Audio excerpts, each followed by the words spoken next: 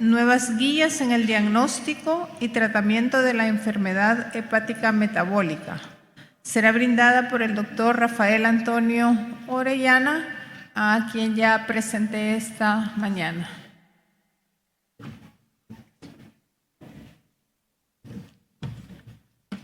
Bueno, después de haber un poco de la resistencia a la insulina, que tiene mucho que ver con también el hígado graso, cada vez hablamos más de hígado graso. Podemos hoy decir como de una manera introductoria que la enfermedad hepática esteatóxica asociada a la disfunción metabólica, por las siglas en inglés, es MASLD, se ha convertido en la enfermedad hepática crónica y más común y probablemente con una prevalencia en aumento. La presencia de la enfermedad hepática con disfunción metabólica está estrechamente relacionada con la diabetes tipo 2, que es muy frecuente, la obesidad y muchos otros factores de riesgo cardiovasculares. Está asociada con un mayor riesgo de eventos cardiovasculares, enfermedad renal crónica, neoplasias malignas hepáticas y extrahepáticas, resultando relacionados con el hígado, incluida la insuficiencia hepática y el carcinoma hepatocelular. Sigue siendo una manera importante de valorar el hígado graso, que el diagnóstico requiere la presencia de al menos un factor de riesgo cardiometabólico en el individuo con esteatosis aumentada. Quiere decir que si yo tengo hígado graso, pero si tengo factores de riesgo, a eso le llamo esteatosis hepática con disfunción metabólica. Y vean entonces que la enfermedad metabólica, la presencia de un criterio de enfermedad cardiometabólica presente y la historia del consumo de alcohol. Si es mayor de 20 gramos al día en mujeres o 30 gramos en hombres. Si no es presencia de alcohol, yo digo que es una disfunción metabólica asociada a hígado graso. Puedo tener inflamación, forma de balón en el adipocito, y a eso le voy a llamar disfunción metabólica asociada a hepatitis. Pero si el paciente tiene un consumo de alcohol que es mayor de 10 gramos en mujeres y mayor de 60 en hombres, a eso le llamo hepatitis alcohólica. Pero si el paciente consume entre 20 y 60 gramos de alcohol la mujer, entre 30 y 60 gramos de alcohol el hombre, le voy a llamar esta hepatitis metabólica relacionada al alcohol.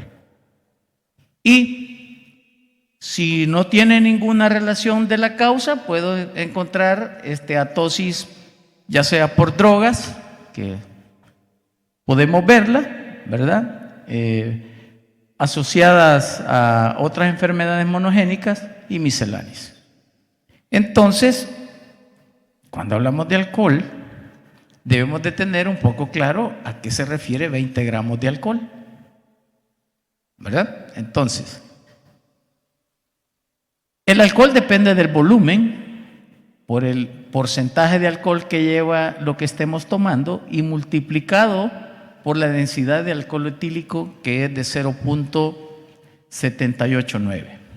Un ejemplo es que una cerveza tiene 330 ml al 5% por 0.79. Entonces multiplico 330 por 0.05 por 0.789 y me va a dar 13 gramos. O sea que una mujer no puede consumir más de 1.5 gramos, más de 1.5 cervezas al día, y un hombre no más de 2.3 cervezas. Si consumo más de eso, entonces probablemente, pero si es menos de 50, estoy hablando de enfermedad metabólica asociada al alcohol. Y es así como, si hablamos de una mujer, que ya hablamos de hepatitis alcohólica, es toda aquella que consume 3.8 cervezas en el día, que es más de 50 gramos, y un hombre 4.6 cervezas. Y esto se multiplica dependiendo de lo que estemos tomando. El whisky normalmente tiene el 40%, 2 onzas de whisky equivalen a 18.9 gramos. El ron tiene un porcentaje de 37.5 y el vino un porcentaje entre 12 y 15. Entonces, si nosotros queremos decir que el paciente tiene esteatosis hepática relacionada a disfunción metabólica, debe de, por lo menos, si es mujer, consumir solo un trago al día, y es un hombre, 2 tragos al día. Si consume más de eso, pero menos de 4, hablamos de enfermedad metabólica relacionada con alcohol, y si consume más de 4, hablamos de hepatitis alcohólica. Tomando eso en cuenta, entonces tenemos que definir cuáles son los factores de riesgo cardiovasculares. Y los factores de riesgo cardiovasculares, primero, sobrepeso, índice de masa mayor de 25 kilogramos metros cuadrados, en asiático, ahí entramos nosotros. Circunferencia abdominal 94 centímetros en hombres y 80 en mujeres en los europeos, 90 en hombres y 80 en mujeres, ahí entramos nosotros, asiáticos del sur. Más de 85 centímetros en hombres y 90 en japoneses. Triglicéridos mayor de 150, HDL menor de 39 en hombres y menor de 50 en mujeres, y presión arterial mayor de 130/85. Además de eso, diglicemia o diabetes 2, glucosa en ayuna entre 100 y 125, test de tolerancia a 2 horas 140-199 en prediabetes, hemoglobina glucosilada A1C entre 5.7 y 6.4. Y si tiene ya diabetes, glucosa en ayuna mayor de 126, test de tolerancia a 2 horas mayor de 200, hemoglobina glucosilada mayor de 6.5, o que ya tenga tratamiento de diabetes. Y si no tiene ningún factor de riesgo, pero tiene todas estas relaciones, ¿verdad? Hepatitis C, enfermedades inducidas por medicamento, esteroides, ¿verdad?, que a la cabeza muchas veces se utilizan, y todos los medicamentos que nos pueden causar hepatitis, enfermedades, las distrofias, el Wolfram, que también hay que investigarlas si el paciente tiene una alteración propia, ¿verdad?, que podamos ver. Y dentro del embarazo, pues HELP, que enfermedad de Wilson, que también uno debe de investigar para determinar cuáles son las causas de enfermedad hepática. Ya definido que yo tengo diabetes 2 o tengo obesidad más un factor de riesgo cardiovascular o persistencia en las enzimas elevadas hepáticas, aminotransferasa, alaninotransferasas, yo debo de hacer FIC4. También es una calculadora, ¿verdad? Hoy en día solo ponen ustedes calculadora FIC4 y nos va a pedir transaminasas, ALT, AST, la edad del paciente y plaquetas. ¿Por qué? Porque las alteraciones hepáticas más la esplenomegalia hacen que las plaquetas disminuyan y esto nos aumenta el riesgo. Si el FIC4 es menor de 1.3, yo debo de hacer el FIC4 al paciente cada año o cada 3 años. Pero si el FIC4 está entre 1.3 y 2.67, tengo 2 vías.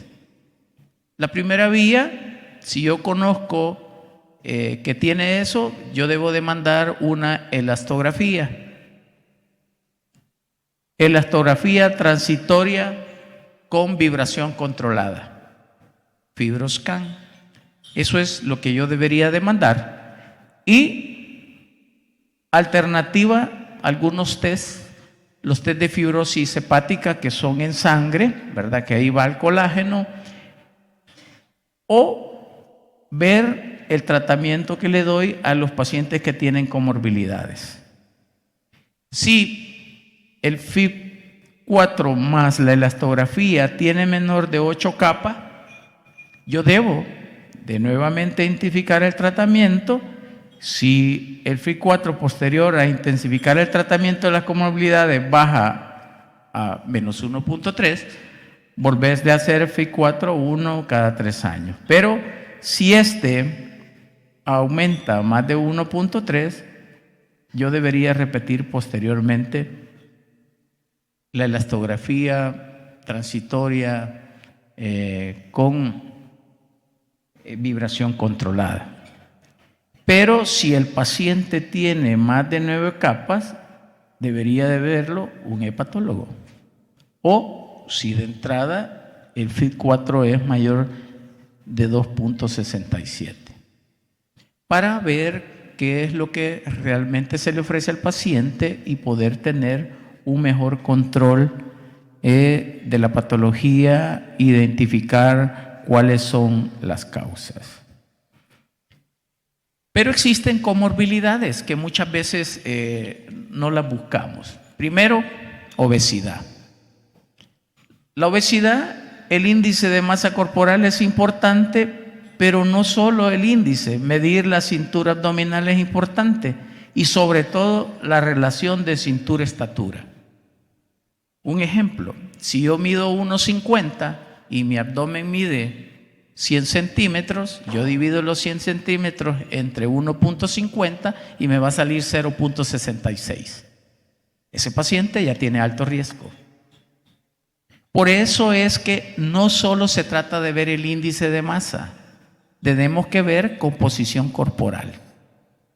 La composición corporal sigue siendo tan importante y hoy en día pues tenemos básculas que nos pueden dar composición corporal, pero también la parte clínica, solo con medir cintura y estatura podemos darnos una idea de cuánta grasa visceral tiene el paciente. Investigaciones adicionales que yo debo hacer, lo que les decía, composición corporal, medir TSH y T4 libre con la sospecha de hipotiroidismo. Porque el hipotiroidismo tiene una relación directa de hígado graso. Si el paciente tiene diabetes o insulina resistencia, obviamente debe tener glucosa en ayuna, hemoglobina glucosilada, un test de tolerancia a las 2 horas y de resistencia, insulina plasmática en ayuna o péptido C y el HOMA, que pues ya el doctor Molina nos habló incluso del cohorte para latinos. Si hay dislipidemia, triglicéridos en ayuna, colesterol plasmático total, HDL, LDL en ayunas, una vez en la vida medir lipoproteína A. ¿Cuántos de nosotros hemos mandado alguna vez ApoB o lipoproteína A? Pues sí, no hacemos en el país, pero algunos laboratorios, uno lo manda y ellos lo envían y nos dan un reporte que nos puede también ayudar a tomar decisiones si hablamos de dislipidemias puramente familiares. Estudios adicionales, ácidos grasos no esterificados y apolipoproteínas que también podemos tomar. Si hay enfermedad renal, creatinina, importante, creatinina sérica y en orina, proteína sérica en orina, tasa de filtración y la relación albúmina-globulina. Albúmina-creatinina. Si hay enfermedad cardiovascular, ácido úrico plasmático en ayuno, proteína C reactiva ultrasensible, ferritina sérica, presión arterial sistólica y diastólica, estudios adicionales, el mapa para presión arterial, un ecocardiograma, el ProBNP y saturación de transferrin. mucho paciente que tiene esteatosis hepática y va a tener ProBNP alto, tienen más riesgo de mortalidad. Por eso es que si vemos pacientes que tienen FIB3, cuando hablamos del FIB4 y está en F3 y yo le mando ProBNP y están alto y están F3, el riesgo de mortalidad es mayor. Por eso es que se deben de mandar cuando tenemos pacientes que tienen ya alto riesgo. Aterosclerosis, hemograma completo, plaquetas, lipoproteína A si está elevada, estudios adicionales, fibrinógeno, homocistinemia, antígeno, factor de von Willebrand, y esto nos determina si, mandarle un Doppler carotidio al paciente para saber si hay grosor de íntima media y poder así catalogar que está con aterosclerosis. Medir la circunferencia del cuello. Bueno, hay estudios hoy en día que circunferencia de cuello y circunferencia abdominal tienen tanta relación en el acúmulo de grasa que las abuelas antes le decían, no te lo midas el pantalón, medita el cuello, la cintura, que tienen mucha relación. Y hay muchos estudios hoy en día que la acumulación de tejido adiposo en el cuello, incluso lo ven en pacientes que son alcohólicos, ¿verdad? Que hay mucho tejido adiposo en el cuello. Por eso sí es importante medir cuello. Puntuación de Epworth, eso tiene que ver mucho con el sueño, si el paciente se queda dormido, es una encuesta, ¿verdad? Si se duerme durante el día, si se duerme sentado, si se duerme de pie, y nos ayudan los estudios adicionales como estudio del sueño, oximetría de pulso nocturno, polisomnografía y la prueba de CPAP, que siempre es importante medirlo cuando hay apnea obstructiva del sueño. Ya mencionaba el doctor Molina, síndrome de ovarios poliquísticos, que tiene mucha relación con problema hepático, ¿verdad? Hoy en día, síndrome de ovarios poliquísticos en alteraciones hepáticas, hay que mandar hormonas sexuales, LH, FSH, testosterona y las proteínas transportadoras de hormonas sexuales. ¿Por qué? Porque en daño hepático y en síndrome de ovarios poliquísticos están disminuidas. Y de esta manera nos ayudan, ¿verdad? Y ecografía ovárica. Entonces, todos los pacientes que tienen este factor de riesgo, que yo sospecho que tienen hígado graso y que por FIB4 tienen indicación de estudio, pues yo debo de pensar en la progresión. La población normal tiene riesgo del 25% de tener hígado graso. ¿Qué quiere decir? Si habemos 1000 personas aquí, por ser exagerado, 250 van a tener hígado graso. De esas 250 personas que tienen hígado graso, ¿verdad? Por esteatosis, 20% van a tener fibrosis. Quiere decir que de esas 250, 50 van a tener fibrosis. Y vamos a ver inflamación lobar, degeneración en balón, fibrosis estadio 1, estadio 2, estadio 3. De estas 50 personas, el 20% van a evolucionar a cirrosis. O sea, de 50, 10 se van a hacer cirróticos. Y de esos 10, uno va a presentar hepatocarcinoma. Por eso sigue siendo muy importante cuantificar, verificar y tomar medidas para poder prevenir. Probablemente todos mandamos una ultra y nos digan es en hígado graso y nos quedamos muchas veces ahí. Hay que averiguar si ese hígado graso ha evolucionado a fibrosis. Y si ese va a evolucionar a cirrosis, entonces todos los factores que se asocian a los aparecimientos de hepatocarcinoma en pacientes con enfermedad metabólica asociada a hígado graso, la presencia y la duración de diabetes tipo 2, obesidad y ambas. Quiere decir que si yo tengo un paciente obeso con diabetes, más de 15 años de evolución, uno debe de pensar que existe la posibilidad de que puede llegar a formar cáncer hepático. Edad avanzada, consumo concurrente de alcohol y tabaco, dentro de ellos el tabaco es uno de los que nos da mayor problema. Ya el consumo de alcohol, bueno, depende de las porciones que se tomen. Individuos con FIB4 mayor de 3.25, individuos que se le haga una elastografía y que tengan mayor de 10 capas, o cambios en el incremento en la subsecuente de elastografía en el tiempo que vayan cambiando. Esos tienen más riesgo de formar cáncer hepático. Entonces, ¿quiénes son los que tienen más riesgo de la enfermedad hepática relacionada a la disfunción metabólica? Todos los pacientes que tienen diabetes tipo 2, especialmente que tienen enfermedades metabólicas, obesidad abdominal y con mayor impacto, incluyendo la progresión a fibrosis, cirrosis y cáncer.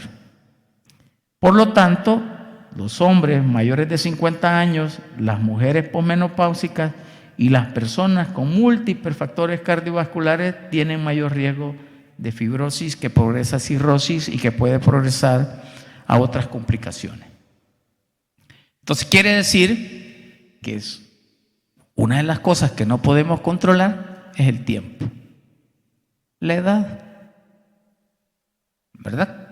Y es una de las cosas que nadie siente. Uno se siente igual, pero cuando quiere hacer una actividad se da cuenta que el tiempo pasó. Y si no, vayan al súper. Antes le decían joven, haga cola, ahora señor, aquí hay una de tercera edad. ¿Por qué? Porque el envejecimiento físico es más veloz que el envejecimiento mental. Y eso es una de las cosas importantes cuando hablamos de hígado graso. Por eso es importante la parte preventiva. Entonces existen, si hablamos de hígado graso, pues obviamente el parámetro, la ultra, sigue siendo la primera elección, pero lo que yo necesito es saber si el paciente tiene fibrosis, ¿verdad? Y si el paciente tiene fibrosis, yo debo de tomar una elastografía transitoria con vibración controlada. Y esa es la indicación, hacer un fibroscan.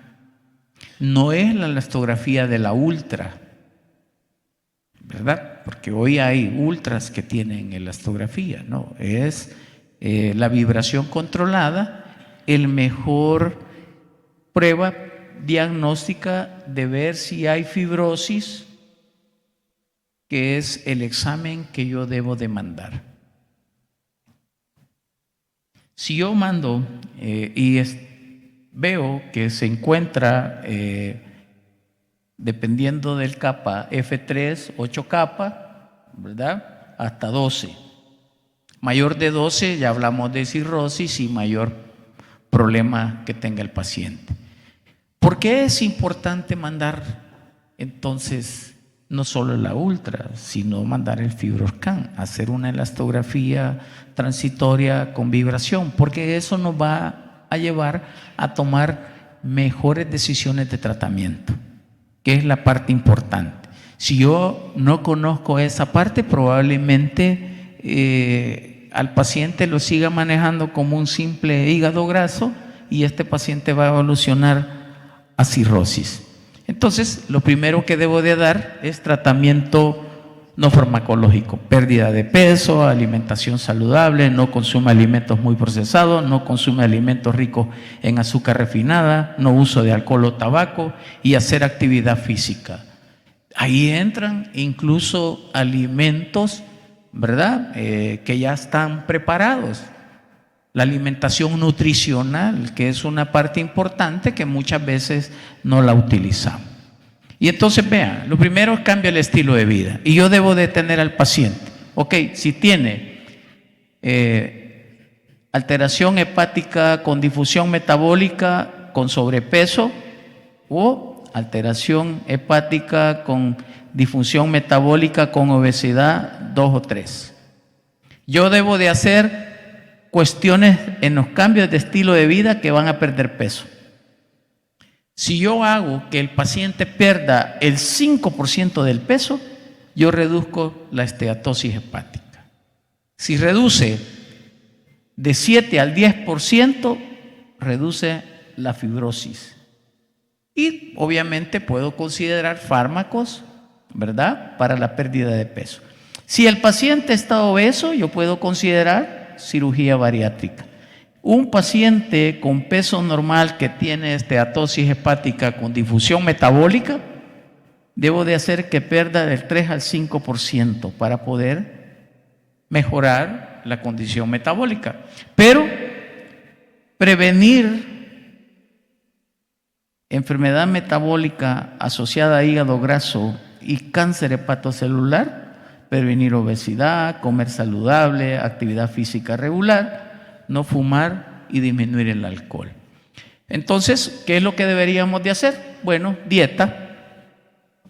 La dieta más estudiada y con mayores beneficios sigue siendo la dieta del Mediterráneo, ¿verdad? Además de eso, tratar de disminuir alimentos altamente procesados con azúcar refinada, y esto nos va a ayudar obviamente a mejorar, incrementar, ¿verdad?, los alimentos no procesados.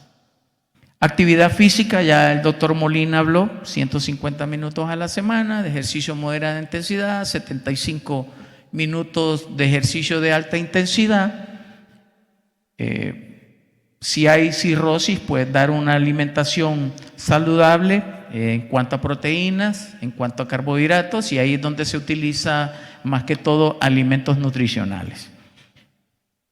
Pero por cuestiones del tiempo vamos a ver un poquito la parte de fármaco.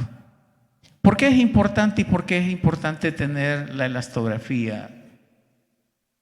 Porque nos llega a tomar decisiones. Si yo encuentro que el paciente en el FibroScan está F2, F3, pues la primera elección es el resmetirón, ¿verdad? ¿Pero qué es entonces el resmetirón? Este es un fármaco que fue aprobado por la FDA para la fibrosis y fue aprobado en marzo del 2024. $60,000 anuales es lo que cuesta el fármaco. Y vean, cada vez que nosotros el hipotálamo, TRH, llega a la tiroides, el T3, T4, se va al hígado, pero en medio de la iodasa 1 pasa el T4 a T3, y esto hace que seamos funcionales metabólicamente, pero en hígado graso la iodasa 1 se inactiva y aumenta la iodasa 3, y eso hace que T3 reversa actúe. Entonces nos da hipotiroidismo, y esto es que se vuelve altamente con riesgo de enfermedad hepática. El resmetirón es un agonista de los receptores de hormona tiroidea dirigidos al hígado. Las hormonas tiroideas reducen esteatosis hepática al estimular lipofagia hepática y la biogénesis mitocondrial e inhibir la lipogénesis hepática. También puede interferir en la fibrogénesis inhibiendo el señalador del receptor beta. El resmetirinón es un agonista de los receptores de hormona tiroidea dirigido al hígado y activo por vía oral con alta selectividad en el receptor beta 1. Y entonces recordemos un poquito la bioquímica. Cada vez que llega el acetilcoenzimo A, va a formar acetilcoenzimo A, palmitato y oleato, que son altamente digamos que se van a pegar indudablemente en el hígado. Al unirse con los diacilglicéridos nos van a producir triglicéridos, pero la mitocondria hace que haya una oxidación, ¿verdad? Esa oxidación las VLDL y las transportan. En el hígado graso las proteínas transportadoras, ¿verdad? El CD36, las proteínas transportadoras de ácidos grasos aumentan. Y al aumentar, los diacilglicéridos hacen que aumenten los triglicéridos, bloquean la oxidación y esto es un acúmulo de ácidos grasos en el hígado. Entonces, quiere decir que en la medida que nosotros consumimos y aumenta la producción hepática del nodo de colesterol, ¿verdad?, hace que tengamos más riesgo de hígado graso. Entonces, el remestinón actúa sobre el receptor y este receptor hace que este metabolismo aumente y de esa manera va a disminuir el hígado graso porque aumentan los receptores. ¿Cómo se utiliza?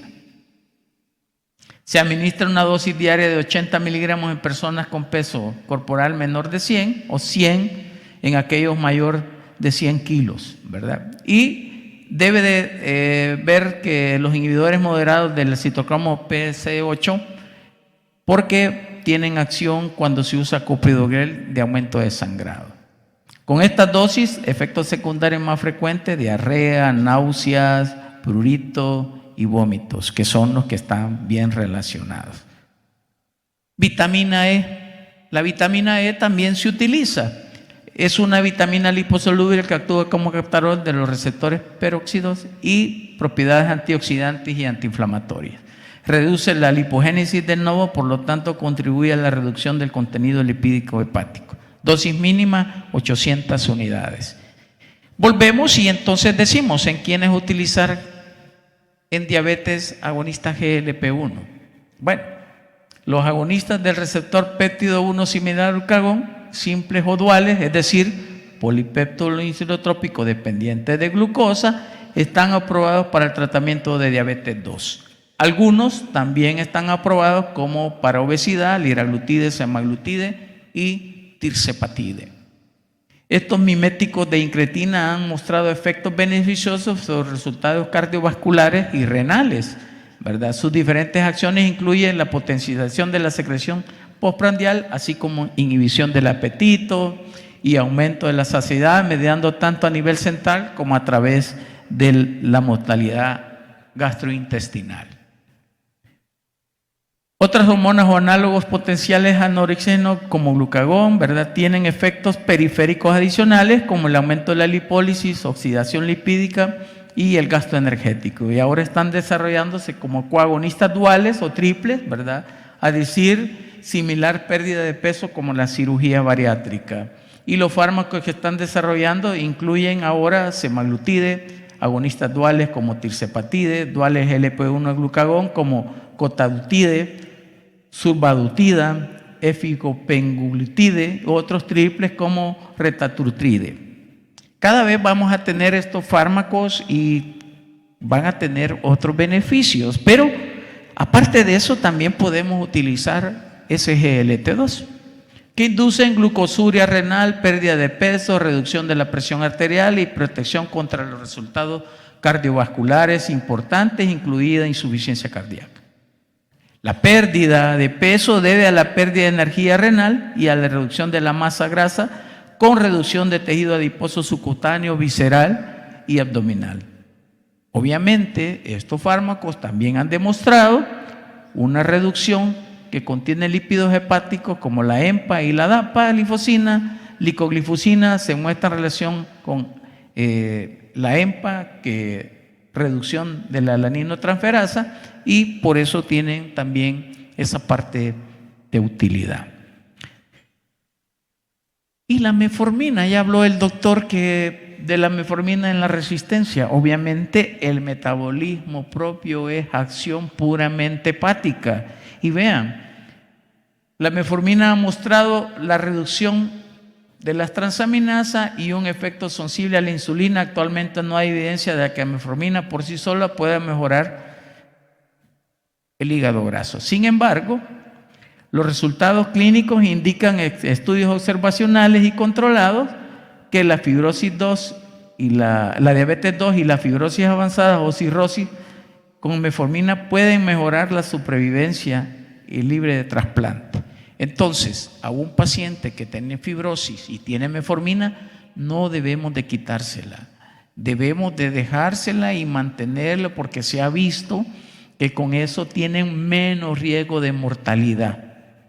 Por esa razón, sigue siendo, bueno, hoy hay estudios de metformina que intervienen para disminuir la recidiva de metástasis. Estatinas. Bueno, recordar que en enfermedad hepática por difusión metabólica, la dislipidemia heterogénica, las terapias con estatina a menudo se indican para prevenir eventos cardiovasculares, pero en estos pacientes en especial debe de agregarse el fármaco, aunque sea a dosis pequeñas. La seguridad de las estatinas ha sido bien establecida en individuos con esteatosis hepática relacionada a disfunción metabólica sin un mayor riesgo de hepatotoxicidad. Sin embargo, muchos individuos están infratratados, no se los damos. Recuerden que uno de los problemas es la producción hepática del nodo. Y cirugía bariátrica.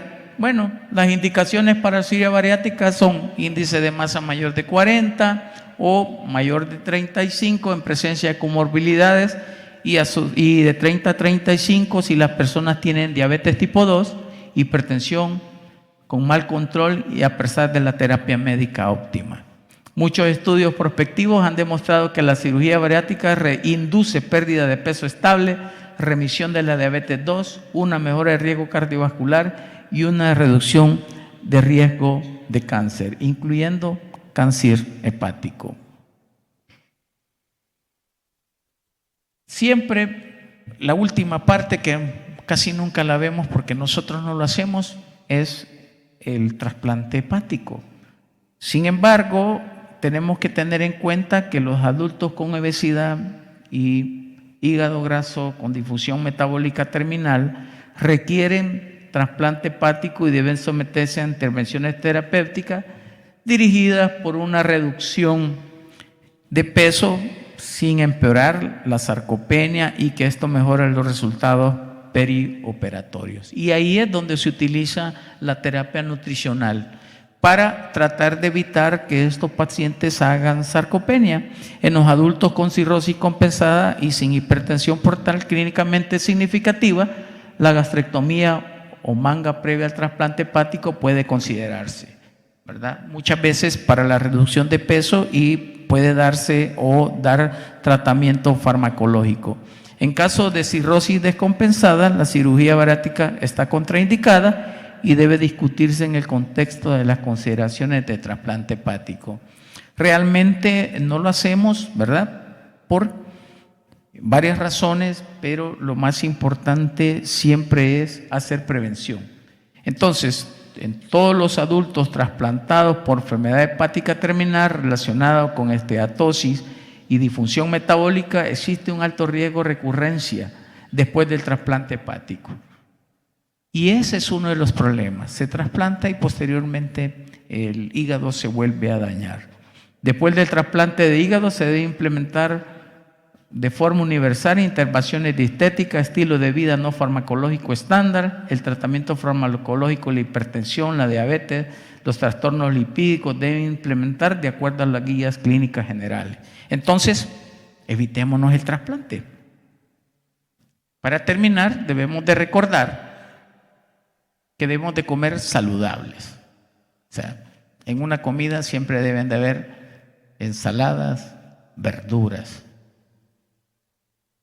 Realizar ejercicios todos los días, ¿verdad? Hoy no solo porque hemos venido al Congreso, nos paramos, caminamos, tratamos de hacer un poco de actividad, porque es todos los días comemos, todos los días tenemos que hacer actividad física. Evitemos fumar, evitemos tabaco, pasivo como activo, no consumir o disminuir el consumo de alcohol, menos de 20 gramos la mujer, menos de 30 gramos al hombre, quiere decir que la mujer puede tomar una cerveza, el hombre máximo 2 en el día. Y eso equivale, bueno, Dice la doctora, siempre lo mismo. Acuérdense que los vicios son machistas. El alcohol deshidrogenasa está en mayor cantidad en el hígado en el hombre que en la mujer, y entonces el metabolismo mejora. Entonces, si una mujer se pone 1 a 1 con el hombre, lo más seguro es que ella sí le dé cirrosis. Evitemos el sobrepeso y la obesidad para mantener un hígado en estas condiciones y evitar, obviamente, la cirrosis. Gracias.